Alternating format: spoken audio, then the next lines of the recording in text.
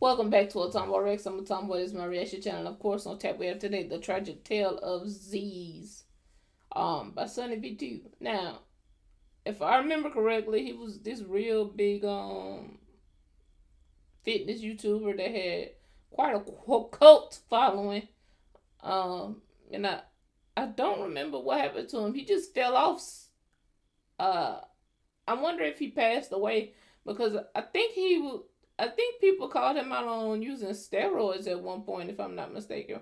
Or maybe I'm thinking about somebody else. I don't know. Let's see. Prior to his untimely death at the age of only 22. Yeah, that's him. Okay. I was 22. My God. Zyzz had become an icon. Everything about him represented the never Yeah, I was correct. Okay. ending struggle between success and hardship. His physique, confidence, and status seemed effortless from the outside. However, Is that a Jersey Shore vibe? on the inside, Zyzz was constantly at war with himself. He battled with deep insecurities, a feeling of apathy, and an undesirable position of fame to the point where he wouldn't even leave his own house. I feel like that's a common occurrence nowadays. Yet, as a result of making his struggle public and relatable to an online audience, Zyzz would become one of the most well-regarded fitness influencers of all time, ending his physical transformation looking like this, and this. Although in the beginning, at a time when his main hobby was playing World of Warcraft, he looked a little more like this, and this. Zyzz explained that This and this and this. I was ridiculously thin. I'm talking the skinniest guy in my grade school. People always commented on how skinny I was and I hated it. I was always known as the skinny kid. I remember feeling like a little bitch when I was out with girls, walking next to them and feeling the same size as them. On the contrary, his older brother Saeed had begun to gain some size after going to the gym regularly, with Zyzz also adding that I started going clubbing every weekend and always noticed whenever a jack dude walked by. They had a presence a lot greater than that of a normal person. The guys respect them and the girls are all over them. And really, who wouldn't want that? It was after making this observation that Zyzz decided to embark on a fitness journey of his own. At the age of 17, he sold his World of Warcraft account for $500. $500? How much was this making? Before spending the money on a one-year gym membership at Fitness First Carlingford in Sydney, Australia. Playing video games for like 20 hours a day, and then at one point he's just like, I'm done. So he sold his account, $300-400 of it he spent to get a membership at Fitness First. Zyzz explained that after signing up for the gym, he'd have his most embarrassing moment by stating, when I was starting out, I went to do chest by myself, had the bar plus 5 kilos on each Never do chest by yourself if you just starting out and you don't have the easy bar. side. Tried to go to 15 Or the Smith machine. Get you a Smith machine. Get on that. reps, couldn't get the last rep up and it was stuck, and the biggest guy in the gym came running to help. He got it off using one hand, lol. Accompanying Zyzz's embarrassing chest day was the creation of his first YouTube channel on the 28th of July 2006, titled 7Zyzz7, where he began to document everything in his life from fights at McDonald's to his opinions on My man was having fights at McDonald's. music. However, the most interesting thing that he'd eventually capture stage by Look at the hairstyles back then. stage was without a doubt his body transformation. Only 1 year after failing to bench 30 kilos, Zyzz had put on a respectable amount of size, and with it his reputation would shift from the unconfident to an outgoing guy on the internet who would frequent the Sydney party scene with his brother. Now, Zyzz was still far from famous at this point. Sure, his physique was certainly looking better than it was in the beginning, but his transformation wasn't nearly complete. However, when looking at a post made by Zyzz to the bodybuilding.com forums, it's obvious that he planned on continuing the grind, stating that this is what he wanted his body to look like in only 1 year's time. While this kind of transformation after only 12 months seemed almost impossible, a photo posted 1.5 years later showed that Zyzz had made his goal a reality, yet unfortunately That's crazy. he would also add that it hadn't been achieved naturally. A forum post by Zyzz explained that he had begun his first trend/sus cycle in April of 2008, only 1 month after his 19th birthday. And while this might have been somewhat disappointing for those following his fitness journey, there was no denying that Zyzz looked absolutely incredible. Standing at 6'2" with some fresh new tats and an absolutely yoked physique, Zyzz represented something like the ideal masculine image. He was the voice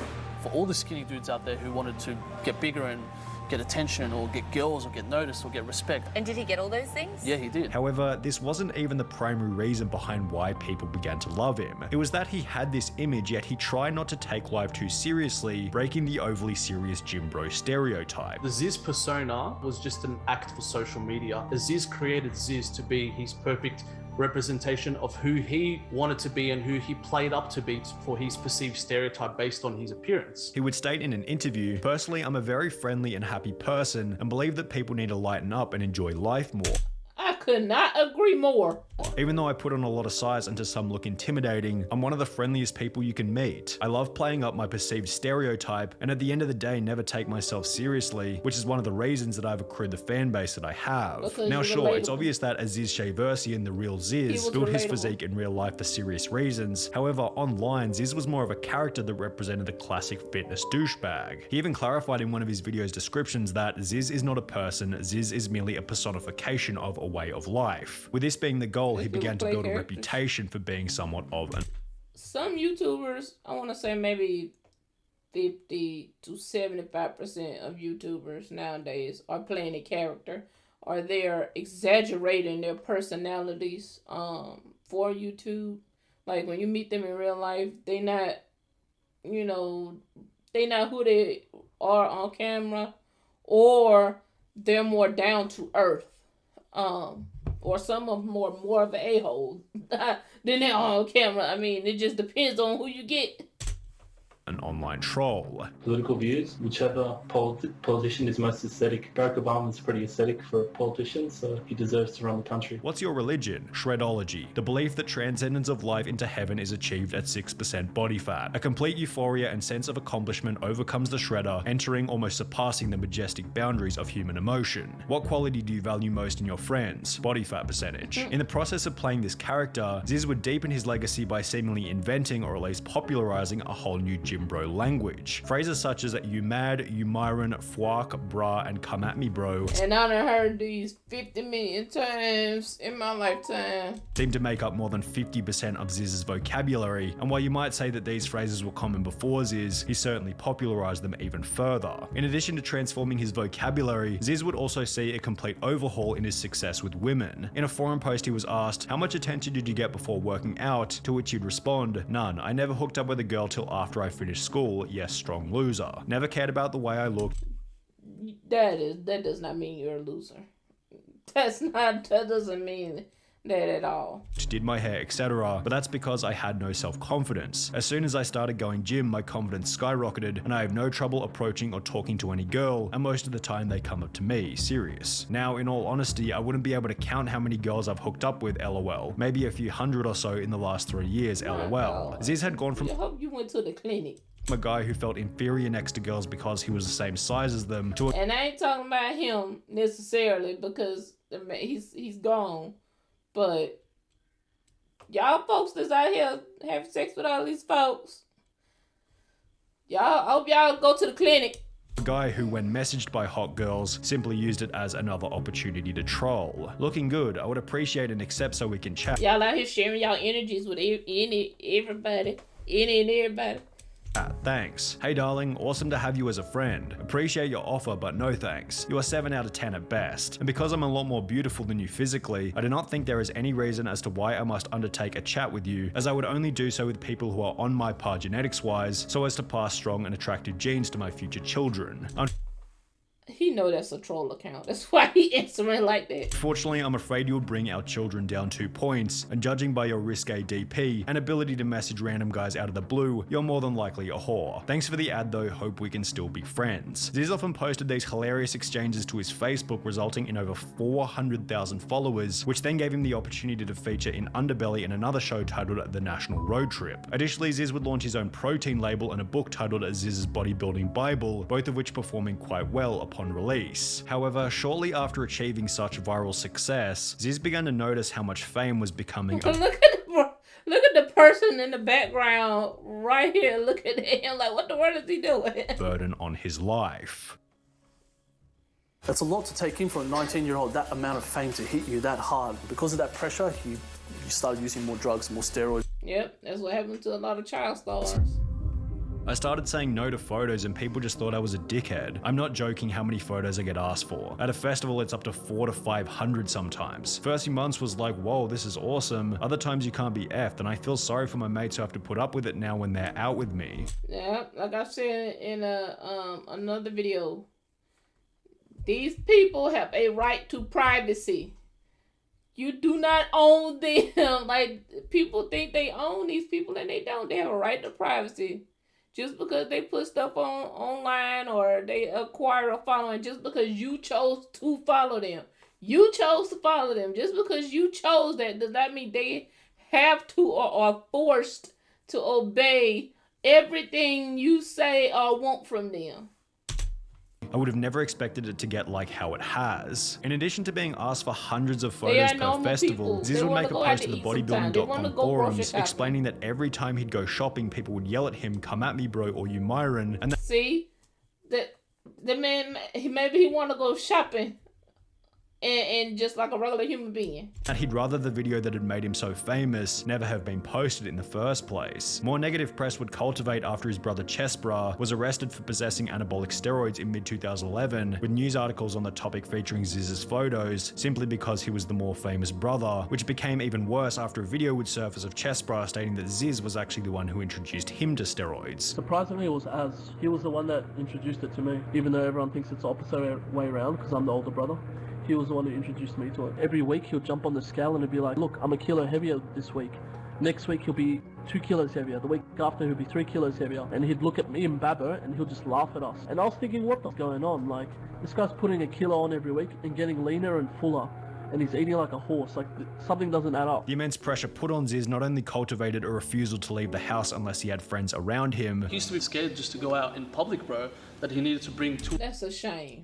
2 or 3 of his mates everywhere he went just because of the anxiety and the paranoia that he used to get from going out. There's a lot of things that Zyzz was feeling on the inside of his mind as well that a lot of us can really never tap into unless we knew him personally, you know what I mean? But he'd also adopt the attitude in a Facebook post that he no longer wanted to be Zyzz at all. I'm sad to announce that I have officially finished with training, festivals, and being Zyzz. I want to move my life in other directions, and have found myself far too involved in a lifestyle with no genuine substance, meeting far too many fake people/girls who, if I didn't look the way I did, would have never given me the time of day. Time to get back to studying. There's more to life than partying. 4 months after making this post in August of 2011, Zyzz would board a flight to Thailand for what seemed to be a much-needed vacation. Given the timing, it was likely that Zyzz was simply trying to get away from the chaos back in Sydney, although what was waiting for him in Thailand would prove to be much worse. Scarily enough, Zyzz had actually predicted his own death on multiple different occasions. When asked, "Where do you see yourself in 20 years?" Zyzz responded with one frightening word.